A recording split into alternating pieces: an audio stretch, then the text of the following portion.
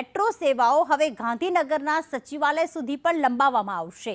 Metro કમિશનરે સચિવાલય સુધી મેટ્રો સેવાની સમીક્ષા કરી અને મોટેરાથી સેક્ટર 1 સુધીની મેટ્રો સચિવાલય સુધી હવે મેટ્રો ટ્રેન લંબાવવામાં આવશે।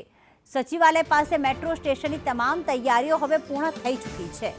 મેટ્રો કમિશનરની મંજૂરી બાદ સચિવાલય સુધી મેટ્રો ટ્રેન દોડશે। હાલ મોટેરાથી સેક્ટર 1 સુધી મેટ્રો સેવા કાર્યરત છે। હિરણ વધુ વિગતો સાથે જોડાઈ ગયા છે। હિરણ, નિરીક્ષણ કરવામાં આવ્યું, સમીક્ષા કરવામાં આવી, ક્યાં સુધી આ સેવાઓ શરૂ થશે, શું વધુ વિગતો? લગભગ મે મહિનાના મધ્યની આસપાસ આ ગાંધીનગરમાં સચિવાલય સુધી એટલે કે સરકારી કર્મચારીઓ સીધા મેટ્રોનો ઉપયોગ કરી સચિવાલયમાં પહોંચે એ પ્રકારની શક્યતા દેખાઈ રહી છે। અત્યારે માત્ર 1.25 કિલોમીટરનું કામ જે બાકી છે કે જે સેક્ટર 1ના મેટ્રો સ્ટેશનથી લઈ અને સચિવાલય મેટ્રો સ્ટેશન છે એ વચ્ચેનું જે કામગીરી બાકી હતી એને પૂર્ણ કરી દેવામાં આવી છે। આજે દિલ્હીથી મેટ્રો રેલ સેફ્ટી કમિશનરની આગેવાનીમાં એક કમિટી પ્રતિનિધિ મંડળે એની સમીક્ષા કરી છે।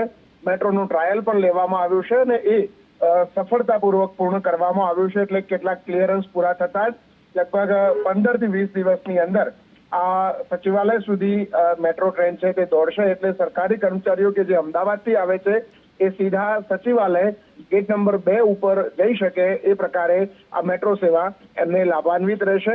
એના પછી એટલે લગભગ 4 મહિના પછી મહાત્મા મંદિર સુધી આખી મેટ્રો ટ્રેન પહોંચે એ પ્રકારની સ્થિતિ અને કામગીરી અત્યારે દેખાઈ રહી છે। આભાર હિરેન, તમામ માહિતી માટે।